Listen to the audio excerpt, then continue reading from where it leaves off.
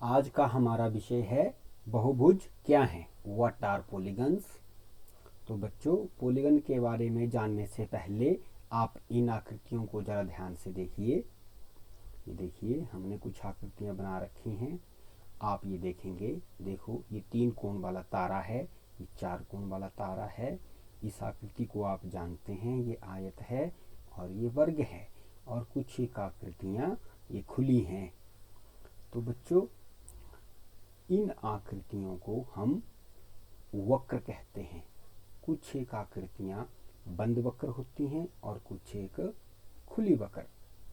तो जैसे ये आकृतियाँ सब ओर से बंद हैं तो इनको बंद आकृतियाँ या बंद वक्र कहते हैं, और इनको खुले वक्र कहते हैं। कुछ एक आकृतियाँ सरल बंद वक्र होती हैं। तो ये आकृतियाँ जो बनाई गई हैं, ये सभी सरल रेखाओं से बनाई गई हैं। देखिए, ये सभी सरल रेखाओं से घिरी हैं और बंद हैं, तो इनको सरल बंद आकृतियां कहते हैं, और इन्हें खुली आकृतियां या खुले वक्र कहते हैं। तो बहुभुज क्या है बच्चों? केवल रेखाखंडों से बने सरल बंद वक्र को बहुभुज कहते हैं। ऐसी आकृति जो केवल सरल रेखाखंडों से बना हो और सरल बंद वक्र हो, उसे ही हम बहुभुज कहते हैं। बहुभुज को उनकी भुजाओं के आधार पर वर्गीकृत किया जाता है। जैसे हमने स्तंभ बनाए हैं, एक स्तंभ में भुजाओं की संख्या, एक में बहुभुज का माप और एक आकृति का चित्र। तो ऐसा बहुभुज जिसमें 3 भुजाएं हों, उन्हें हम त्रिभुज कहते हैं। इस आकृति से आप भली भांति परिचित हैं। ऐसे बहुभुज जिसकी 4 भुजाएं हों, उन्हें हम चतुर्भुज कहते हैं। तो चतुर्भुज से भी आप परिचित हैं, क्योंकि कक्षा 6 में आपने चतुर्भुज के विषय में विस्तार से पढ़ा है। ऐसी आकृति जिसमें 5 भुजाएं हों, उसे पंचभुज कहते हैं। ये पंचभुज का चित्र है। और इसी प्रकार ऐसी आकृति जिसमें 6 भुजाएं हों, उसे षडभुज कहते हैं। ये षडभुज की आकृति है। इसी प्रकार जितनी जितनी भुजाएं बढ़ती रहती हैं, आकृति का नाम भी उन भुजाओं के संख्या के आधार पर रखा जाता है। जैसे 7 भुजाएं हों तो सप्तभुज, 8 भुजाएं हों तो अष्टभुज, इसी प्रकार n भुजाएं हों तो n भुज। इस प्रकार हम आकृतियों का नाम रखते हैं। आकृतियों को हम इस प्रकार भुजाओं की संख्या के आधार पर जानते हैं। अब है विकर्ण। विकर्ण को इंग्लिश में डायगोनल कहते हैं। किसी बहुभुज का विकर्ण उसके किन्हीं 2 शीर्षों को जोड़ने से प्राप्त रेखाखंड होता है। जैसे ये हमने एक आयत बना रखी है ABCD। अगर हम A बिंदु को C से जोड़ दें तो इस प्रकार जो हमें रेखा प्राप्त होती है, इसे हम इस आकृति का विकर्ण कहते हैं। इसी प्रकार हमने B बिंदु को D बिंदु से जोड़ दिया है, तो इस प्रकार इस आयत में विकर्णों की संख्या है 2। ये हमने कौन सी आकृति बनाई है बच्चों? गिनो कितनी भुजाएं हैं? 1 2 3 4 और 5। तो इस आकृति का क्या नाम है? पंचभुज। तो हमने जैसे P बिंदु को Q से तो जुड़ा है बिंदु पहले P, और हमने फिर R से भी जोड़ दिया, हमने इसको S से भी जोड़ दिया, और P बिंदु को T से पहले ही जोड़ा गया है आकृति में।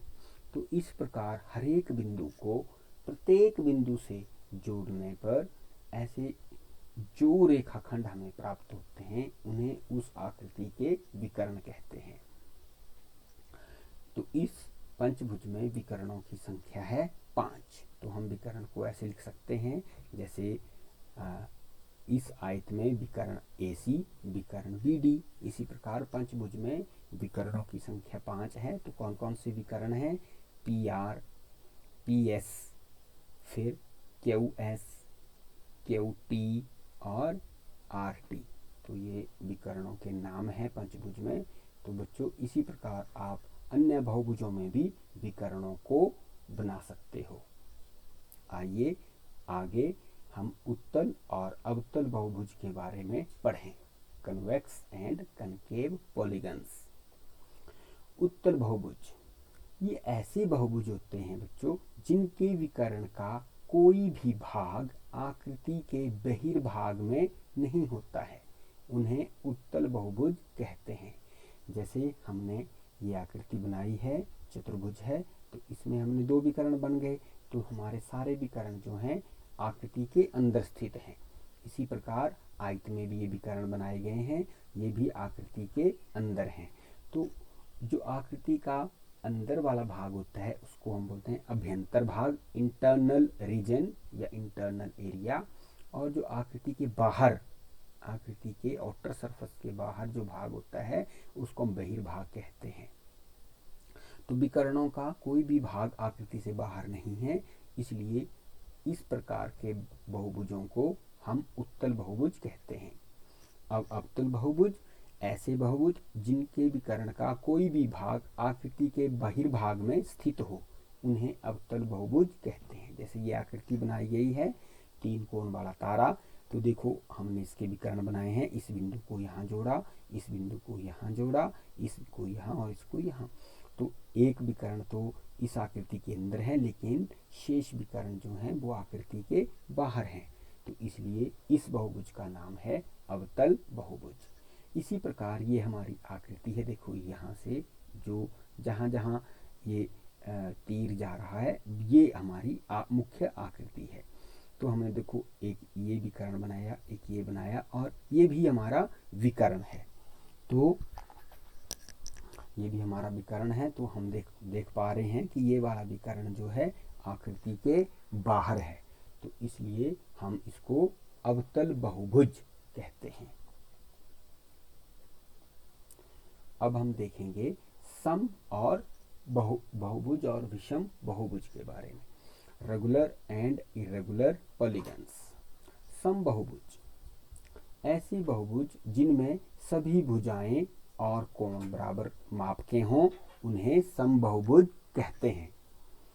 जैसे हमारे पास ये त्रिभुज है, तो इस कट का अर्थ ये है कि सभी भुजाएं आपस में बराबर हैं।